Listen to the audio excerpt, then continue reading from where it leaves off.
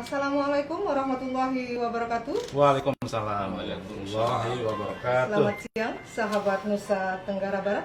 Jumpa lagi kita di acara Bincang Gemilang. Sahabat Nusa Tenggara Barat, pemirsa siaran live kali ini kita akan mengangkat tema penerapan Perda Penanggulangan Penyakit Menular. Baik pemirsa yang kami hormati, sahabat Nusa Tenggara Barat, sudah hadir bersama di hadapan kita narasumber kita, Bapak Dr. Andes Tri Budi Prayitno MSI, yang Assalamualaikum merupakan warahmatullahi wabarakatuh. Kepala Satuan Polisi Pamong Praja Nusa Tenggara Barat. Selamat siang Mas Yit, sapaan Selamat akrab yang siang. biasa kita lakukan. Selamat siang Mbak Ane dan selamat siang para pemirsa.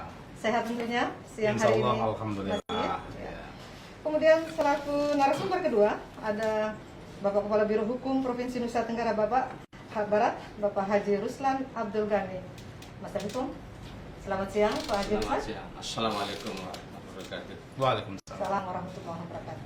Baik, Pak Yit dan Pak Haji Ruslan, semalam kita sudah sama-sama mendengarkan bahwa salah satu perda tentang penanggulangan penyakit menular sudah disahkan pada rapat paripurna DPRD Provinsi Nusa Tenggara Barat.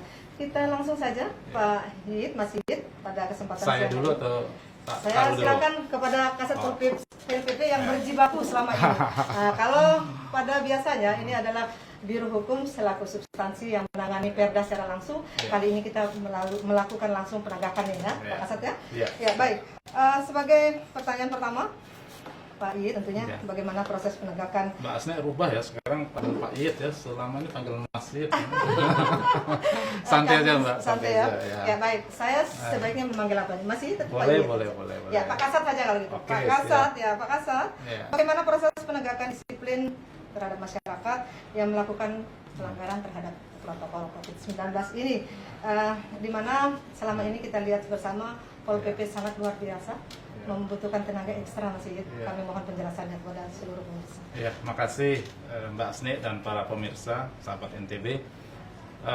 Ketika era pandemi kemudian menerpa kita dan ini seluruh Indonesia bahkan secara global sampai 200-an lebih negara mengalaminya, maka kita sangat terpuruk dalam berbagai sendi kehidupan kita.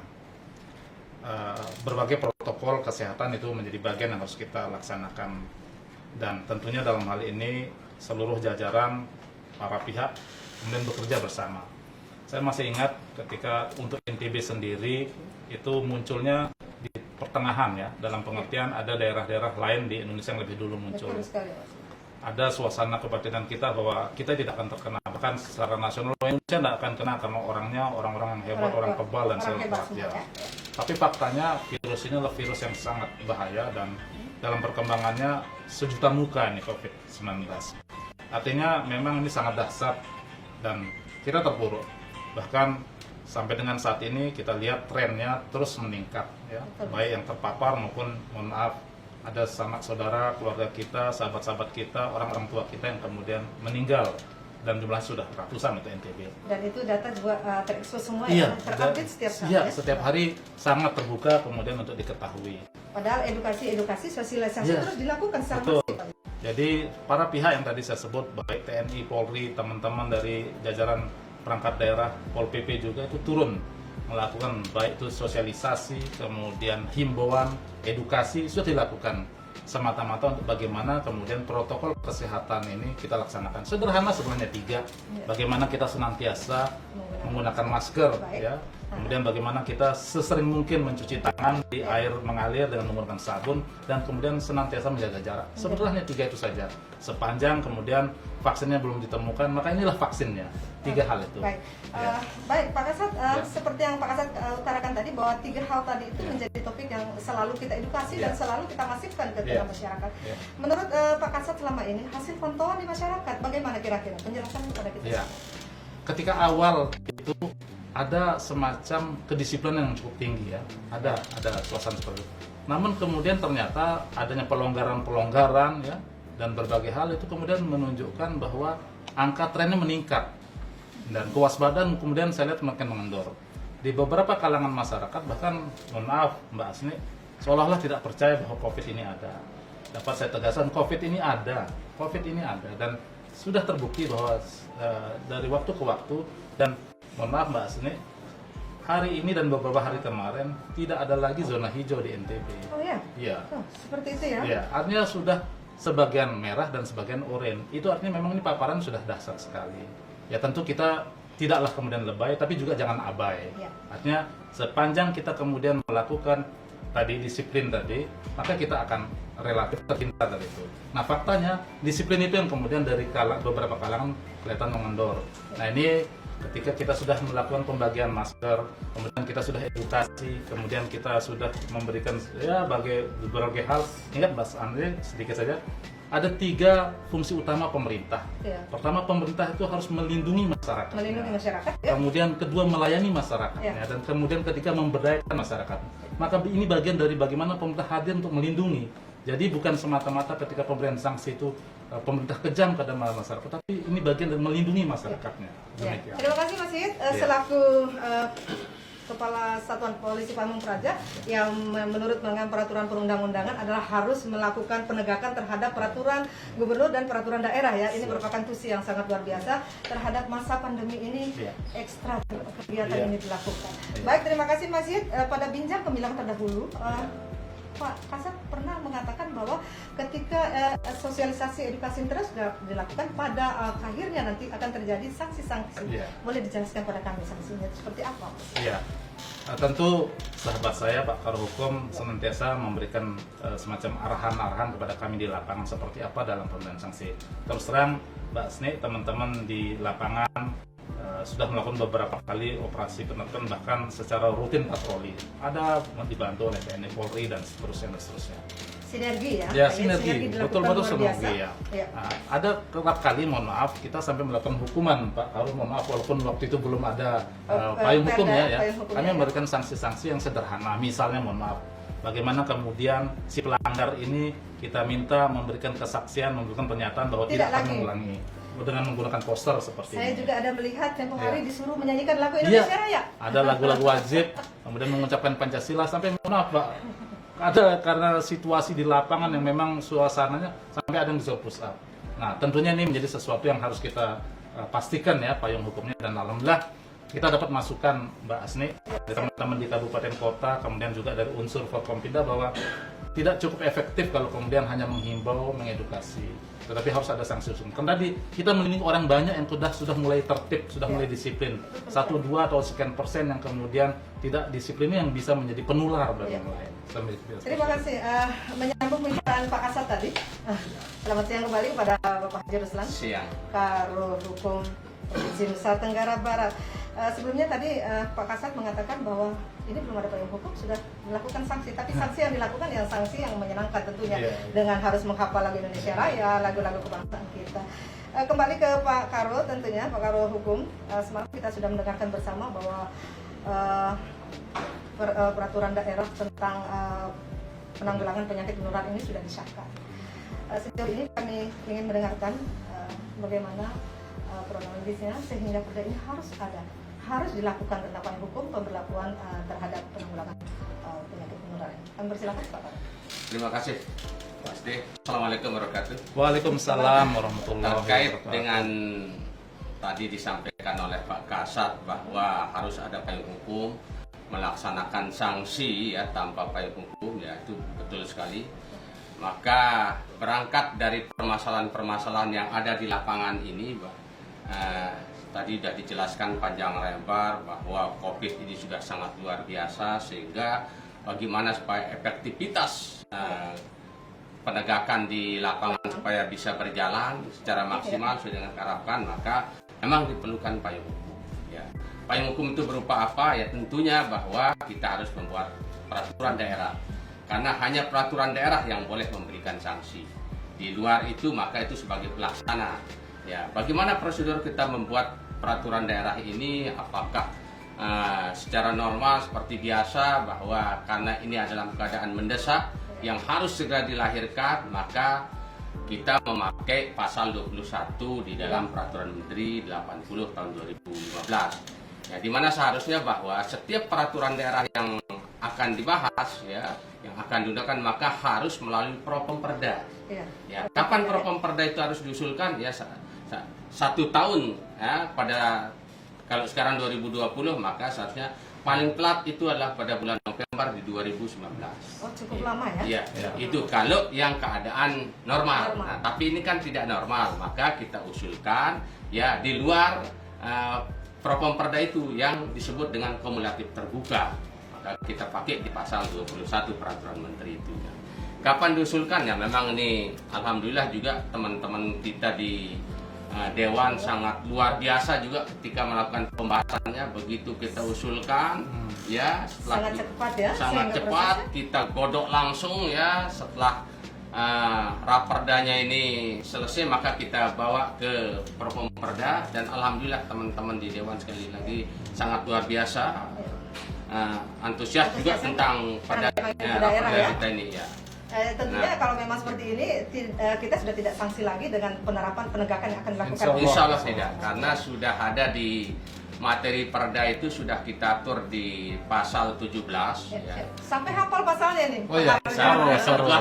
Dari pagi sampai malam terus ini aja yang Itu dikerjakan dikejar terus, ya. ya? Akhirnya Dan ini mungkin perda tercepat yang ditangani oleh Pak inilah Ruslan, salah ya. satu perda yang paling cepat. Paling cepat ya? Di mana perda itu ya kita harus bahas berminggu-minggu, berbulan-bulan, tetapi ini langsung tangani sendiri ya, kemudian panggil tim ya, bersama tim kita godok, rapatkan sama teman-teman di Dewan, ada masukan lagi kita bahas bersama tim terus itu.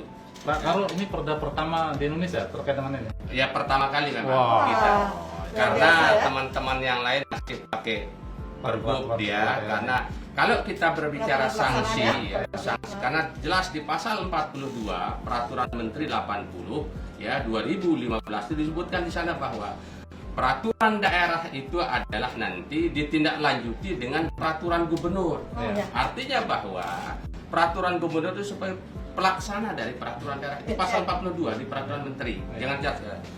Pelaksanaannya akan diatur di dalam peraturan gubernur. Ya. Nah, Dan ini sedang kita bahas. Ini ya, sangat- dan ini mudah-mudahan ini juga kegiatannya sama seperti Perda, tidak terlalu lama. iya, waktunya. ya, insya Allah. Insya Allah, Ini, ya. insya Allah. Sedang kita bahas tadi bersama Pak Asad juga kita bahas. Baik, lebih lanjut Ya. lagi Pak Kepala Biro, Pak Haji Ruslan, bahwa ini saya mendengar dan saya membaca di media sosial Ya. di Pak Yid, Ya. Pak Kasat, jadi sudah biasa memanggil Mas Yid, ya, Pak Iya, Kasat, iya. Pak Haji Santai Ruslan. aja Mbak Sat. Bahwasannya ada Ya. sampai dengan penegakan sanksi secara administratif itu sampai dengan 500.000. Nah, coba bisa dijelaskan Ya. mungkin supaya kita bisa mengedukasi kepada Ya. masyarakat Ini- tetaplah menggunakan masker. Iya, iya. Ini yang dimaksudkan dengan ini kan sesuai dengan perintah Undang-Undang 12/2011 itu tentang Ya. pembentukan produk hukum itu, maka kita menyebutkan sebanyak-banyaknya. Sebanyak-banyaknya. Nah, itu di dalam pasal 17 itu disebutkan di sana tentang sanksi-sanksi ya, sanksi administratif berupa teguran lisan, teguran tertulis dan sanksi denda. Sanksi denda berapa? Sebanyak-banyaknya 500.000. Maksimal ya, Ya, sampai maksimal sebanyak. bukan 500.000-nya karena memang selihat ada dikutip itu langsung ujungnya yang ditulis, maka maknanya berbeda. Ya, hilang artinya. Kaget Pak Karo, karena di daerah lain itu ada yang mohon maaf Ya. 50.000, ada 100.000. Jadi ketika NTB Polda terus itu masuk ke medsos sebut 500, lupa menulis paling Ya. banyak atau Paling banyak sebanyak 500.000. Karena Ya. disebutkan di sana Ya. paling banyak itu 500.000. Ya. Artinya bahwa jika dalam di lapangan ya subjektivitas nanti, maka di peraturan gubernur sudah kita rinci dia. Nah, kategori seperti Baik, apa? berarti Pak Kepala Biro ini akan aturan pelaksanaan ini Ya. akan langsung dibuatkan pada Di- peraturan gubernur ya. Kemudian saya jelaskan sedikit. Ya. Nah, kebetulan kini sedang kita rancang peraturan gubernurnya. Di peraturan gubernur itu bahwa kita buat misalnya setiap orang ya, masyarakat ya, itu kita kenakan 100.000 ya. Kemudian ada lembaga ya, misalnya ada panitia ya yang mengatur ketertiban umum ya, mengatur kegiatan-kegiatan sosial ya, kepanitiaan ya, itu kita kenakan 400.000 Oh, ya. ada. Kenapa 400.000 ya? Karena di sini resikonya sangat besar ya, misalnya ada kegiatan-kegiatan ya, itu bisa sebagai pencetus ya, bisa sebagai pencetus. Bisa carrier-carriernya Ya, ada di situ ya, itu di sana, sehingga panitia yang ada di sana, petugas yang ada di Harus sana mempunyai ya, lebih tanggung jawab. besar, ya bertanggung jawab atas kegiatannya itu, karena bisa sebagai pencetus untuk COVID ini. Nah, Kemudian tidak itu saja Mas nih. Ya, siap. Kita ada di pasal 27 ya, itu juga ada sanksi disebutkannya. Sebelum saya ke pasal 27 masih ke pasal 17. Di samping sanksi sanksi sosial tadi yang ada tertulis ya, sampai sanksi denda yang maksimal itu 500, ada sanksi sosial. Ada sanksi sosial ya. Dalam hal apa misalnya sanksi sosial? Ya tentunya nanti setelah dilihat oleh Pak Kasat bersama timnya nanti ya, orang ini ternyata dia tidak punya uang, tidak apa, sanksi sosial aja. Seperti apa sanksi sosialnya? Ya mungkin bersih jalan atau bersih selokan, ya itu Ini akan diatur dalam dan peraturan nanti gubernur, bahwa juga di pergub kita supaya jangan dilihat wah bersih jalan itu petugas kebersihan. Nah supaya ada membedakan itu, maka nanti ditulis pembersih jalan karena tidak melaksanakan dalam rangka melaksanakan ketertiban sanksi sosial tadi, melanggar perda yang sekarang kita insya Allah akan diundangkan raperda kita. Walaupun semalam sudah ditetapkan, tetapi masih harus ada proses ya, lagi ada lebih lanjut proses, ya, ya. sampai akhirnya akan berapa baik. Ya. Terima kasih atas informasi tadi Pak Karo. Semoga dengan itu kami kembali lagi ke Pak Kasat. Ya. Karena itu sudah disahkan oleh DPRD semalam ya Pak Kasat, kita hadir secara bersama tentunya.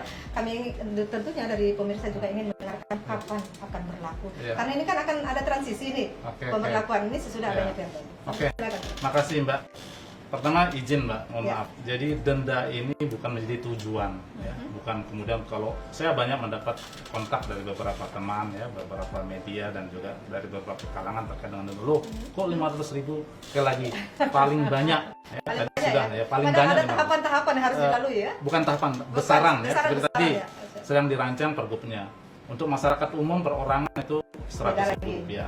Bahkan kemudian ada usulan untuk PNS. Ya, ASN? Ya ASN itu 200.000. Logikanya mana? ASN itu menjadi contoh Mbak, jadi teladan. Mesti memang menjadi contoh. Berarti yang kita kaitkan ini adalah perubahan mindset, perubahan pola pikir atau merubah mindset. Bisa demikian. Ya, karena ini kita nurut tatanan baru kan. Bahwa kita tidak bisa menghindar dari namanya COVID. Sudah ada dalam lingkungan kita, dalam kehidupan kita. Maka sepanjang kemudian kita disiplin, kita bisa aman. Kembali lagi. Jadi denda itu bukan jadi tujuan, apalagi kalau mungkin dikaitkan, wah ini jadi sumber pendapatan, tidak. Jadi denda itu bukan tujuan. Kepada ya bagaimana upaya pendisiplinan warga. Ya. Karena tadi kita sudah melakukan berbagai hal. Nah, mudah-mudahan ini menjadi bagian ikhtiar yang bisa mendisiplinkan warga, menyadarkan warga bahwa kali ini, saat ini, ke depan kita masker ini sebagai sesuatu yang memang sudah melekat dari kita. Kalau kita keluar rumah seperti kita misalnya naik motor, harus pakai helm, harus bawa SIM. Nah, sekarang ini ketika kita keluar rumah kita harus pakai masker. Maka kemudian ya harus pakai masker. Mungkin juga ada caranya bagaimana ada masker cadangan di tempat-tempat yang kita bawa dan seterusnya. Jadi seperti itu. Nah, kapan diberlakukan? Tentu tadi sudah disampaikan setelah Perda maka ada turunannya dalam bentuk Pergub. Ini sedang kita gesa, kita sedang optimalkan dalam minggu ini selesai. Izin Mas Pak Kasat. Jadi selama masa, saya anggap masa transisi antara pemberlakuan Perda dengan dan akan dilanjutkan kepada perundang-undangan itu, berarti yang akan diberlakukan tetap dengan mengedukasi. Ya, Pak ya, betul. Jadi boleh disampaikan Pak. Jadi selama seminggu ini, insya Allah dari teman-teman baik dari Humas sendiri, Mbak, jajaran Mbak, kemudian Kominfo dan para pihak semuanya, termasuk kemarin sudah diundang juga dari Kanwil Agama dan segala teman dari Pendikbud untuk memastikan sosialisasi dalam 1 minggu ini. Nah, tidak ada batasan, maksudnya semua memperlakukan dan semua melakukan kerja ekstra untuk kita semua. Karena menarik kita dengan semua. tadi katanya Pak Iit, Pak Kasat, bahwa kenapa harus ASN lebih mendapatkan itu? Mbak. Karena ASN selalu menjadi contoh dan edukasi kenapa harus melanggar peraturan. Menarik sekali Pak Iit. Berarti pemberlakuan itu insya Allah ketika nanti Pergub sudah ditetapkan, ya Pak ya, kita targetkan dalam minggu ini, maka insya Allah ketika sudah semuanya lengkap, dan juga kita akan sosialisasikan. Tadi Pak Sekda Pemprov sudah menginstruksikan untuk melakukan Zoom meeting dengan teman-teman kabupaten kota, karena ini berlaku untuk seluruh NTB. Jadi Perda ini untuk seluruh NTB, bukan hanya ASN. Pemberlakuannya sekali lagi bahwa Perda ini untuk seluruh wilayah Nusa Tenggara Barat. Statement itu dikatakan lagi Pak. Iya. Monggo Pak Karo ya. Pak Karo yang mengatakan itu bahwa pemberlakuan Perda, silakan Pak Karo. Oke, siap. Terkait dengan Perda ini bahwa yang perlu dipahami, kita tidak mengatur batas wilayah. Ya. Bahwa kita mengatur larangan wajib yang harus dipatuhi oleh semua orang. Ya. Dari ujung Ampran sampai ujung Sapi. Ya, Ya, 10 kabupaten kota. Nah, apakah kabupaten kota juga bisa melaksanakan perda? Bisa, sangat bisa. Ya, apakah juga kabupaten kota jika dia melaksanakan perda harus dia buat perda? Tidak perlu dia buat perda. Sudah ada. Karena kita sudah mengatur juga di dalam perda kita bahwa perda ini bisa juga dilaksanakan oleh kabupaten kota. Ya. Nah, sehingga jangan bahwa ditafsirkan ini perda provinsi tidak bisa dilaksanakan, itu keliru. Itu sangat keliru kalau pemahaman Katakan seperti itu. sekali lagi kepada seluruh masyarakat Nusa Tenggara Barat, saya jeda dulu Ya, sebentar ya. bahwa sahabat Nusa Tenggara Barat Ya. jika ingin melakukan pertanyaan ataupun masukan silakan langsung memberikan kotak komentar di pada Facebook Humas Nusa Tenggara Barat.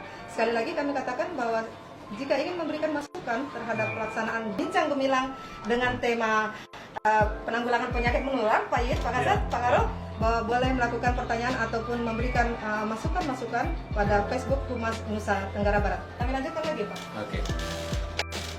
Kembali lagi tegaskan bahwa apakah Menarik gini, perda Iya, karena iya. ada pertanyaan orang, apakah perda ini hanya berlaku untuk di Mataram saja? Gitu, Dan kan? hanya untuk ASN Pemkot karena saja. ini adalah perda provinsi yang Siap. bukan mengatur tentang batas wilayah, bahwa ini perda mengatur larangan wajib yang harus dipatuhi oleh semua warga masyarakat yang ada di NTB ini, sehingga perda ini berlaku untuk semuanya. Ya, apakah misalnya nanti teman-teman yang di Kabupaten Bima bisa ya berkoordinasi dengan Pol PP provinsi, ya karena di sana di dalam perda kita juga sudah kita atur. Diatur semua, ya? Supaya kenapa? Supaya teman-teman di kabupaten kota tidak perlu harus dia sibuk-sibuk lagi harus membuat perda lagi. Ya. Sudah ada payung Sudah hukum. ada payung hukum, perda provinsi. Sudah disahkan semalam Ya, oleh sudah DPRD disahkan. Provinsi Nusa Tenggara Tinggal Barat. kita menunggu nanti karena sebelum keluar nomor registernya itu kan nomornya dari kementerian. Ya, sedang difasilitasi. Ya. Nah, begitu nanti turun karena ini perintah wajib ya di dalam peraturan perintah wajib, menteri ya? 120 2018, maka wajib difasilitasi oleh kementerian. Nah, sekarang perda ini sedang difasilitasi oleh Kementerian Dalam Negeri di Dirjen Oda. Nah, hasil fasilitasinya itu harus kita tindak lanjuti. Ya, hasil tidak lanjut itu mah baru nanti setelah kita keluarlah nomor register, nomor perda kita ini. Kapan dia berlaku? Ya sejak kita undangkan. Ya. Artinya masa transisi ini kembali Kita- tanggung jawabnya Ya. Pak Yit selaku Kasat Pol Ya, PP kita- memberikan kita- edukasi, Ya, persis. sosialisasi. Siap. Ini pun Ya. diperintah oleh pimpinan Ya. kita Oke. selaku institusi yang memang harus menggelorakan semua edukasi. Jangan pernah berhenti, jangan pernah capek ya Siap. Pak Yit ya. Siap, Kasat siap, Pol PP. siap. Pak Karo, Siap. mungkin ada closing statement untuk mengajak Sudah kita cukup ini, Mbak? Perda. Ini sudah cukup Belum, durasinya? Pak. Belum. Oh. Saya pikir masih ada Boleh waktu. menginformasikan kepada seluruh sahabat Nusa Tenggara Barat bahwa perda ini adalah milik kita semua. Ya. Pertama harapan kami bahwa dengan lahirnya perda ini, karena begitu perda diundangkan maka semua masyarakat dianggap tahu tentang perda ini, tentang hukum. Maka tidak ada alasan lagi bahwa saya tidak tahu kenapa saya tidak bisa seperti itu. Karena kita sosialisasinya juga sudah sangat masif. Nah, sehingga begitu diundangkan maka Tindakan yang Pak akan dilakukan oleh Kasat Pol Kasat PP langsung tegakkan. Ya Ya, memang kewajiban beliau bersama Ya. teman-teman kabupaten kota. Ya. Terima kasih Pak Karo. Kembali kepada Pak Yit, Kasat yang sangat humble. Biasanya kita melihat Kasat itu luar biasa seperti ini, tapi Ya. dengan tersenyum pun Pak Yit bisa menyelesaikan segalanya. Ya. Sebagai himbauan kepada masyarakat kita tahu pada bincang bilang terdahulu Pak Yit mengatakan bahwa kita tidak henti-hentinya melakukan kegiatan ini. Maskerisasi juga kita lakukan masih sebagai closing kita bahwa Ya. Pol PP melakukan penegakan terhadap masyarakat. Terima kasih Mbak Asni, para pemirsa. Jadi sederhana saja sebetulnya bahwa dengan perda ini kita menginginkan masyarakat seluruhnya itu tertib dan disiplin dalam bagaimana mempraktekkan dari seluruh protokol kesehatan yang ada. Saya pikir penggunaan masker tidaklah menjadi sesuatu yang memberatkan ya, karena itu biasa saja, dan kembali lagi efektivitas penggunaan masker ini dalam mengurangi penularan atau mengambil penularan itu sangat tinggi, 70%. Jadi kalau kemudian para pihak, seluruh warga kemudian disiplin dalam ini, maka angka paparan tren itu kemudian menurun. Ingat bahwa dengan kita pada posisi seperti sekarang, banyak kehidupan kita yang kemudian tidak bisa kita lakukan secara normal. Anak-anak kita sekolah juga sudah tidak, kegiatan-kegiatan sudah, ekonomi juga. Jadi sedapat mungkin mari kita mengupayakan untuk tetap disiplin dalam menerapkan protokol kesehatan. Kami dari Pol PP tentu tetap edukatif dan humanis dalam menerapkan ini. Nah, kata humanis tadi saya menarik Pak Yit, karena memang Kasat Pol PP selama ini melakukan kegiatan-kegiatan baik maskerisasi maupun edukasi tetap dengan kegiatan humanisnya tadi ya Pak Yit. Ya. Hanya itu kita punya. Karena bagaimana kemudian kita kan sayang pada masyarakat kita. Kayak tadi saya sebut, fungsi utama pemerintah itu adalah salah satunya adalah melindungi, melayani dan memberdayakan. Jadi kami sayang kepada warga masyarakat, kami juga adalah masyarakat di satu sisi, maka kita melindungi, kita memastikan sebagian besar sudah tertib, sudah disiplin, jangan sampai yang tidak disiplin, yang sebagian ini bisa merusak semua yang sudah kita lakukan. Demikian. Terima kasih Mas Yit, seperti bahas. Sebelum ditutup saya sedikit. Nah, terkait dengan Saya takutnya berpantun lagi. terkait dengan raperda kita ini, bahwa di dalam pasal 20 juga sudah jangan tegas disebutkan jangan pernah untuk menyampaikan informasi bohong. Ya. Jika ada masyarakat atau seseorang memberikan informasi bahwa ini tidak benar, ada COVID, bahwa konspirasi dan sebagainya, pokoknya berita bohong bahwa ada si A dibayar untuk menyatakan ini COVID, maka itu berita bohong, maka Ada sanksi. itu kena di dalam sanksi pasal 27. Ya, pasal 27 yang sanksinya itu Hukuman. kurungan 6 bulan atau denda Denda. 50 juta rupiah. Sebaiknya memang memberikan Jangan sampai kabar baik ya. Termasuk ada yang memang sengaja dia menularkan orang, nah itu juga sebagai petulis yang masuk juga kena di dalam pasal 27. Kemudian ada perusahaan lagi, misalnya ya, ada perusahaan sudah diingatkan, sudah ditegur secara baik-baik, secara tertulis, kemudian sudah dipaksa harus ditutup lagi, kemudian setelah petugas pergi besok atau sudah buka lagi, itu juga masuk dalam kategori pelanggaran. Ya, harus pidana itu yang dengan.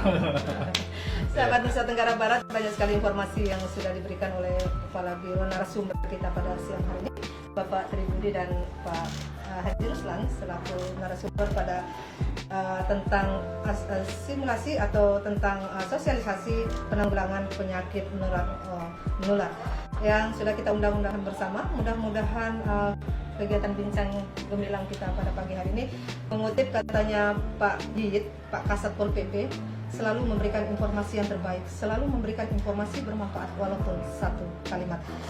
Sekali lagi terhadap maskerisasi dan seluruh kegiatan yang bersumber pada siang hari ini, jadikanlah masker ini sebagai pelindung dan pelengkap gaya hidup dan kebiasaan baru. Nurut tatanan baru ya, NTB.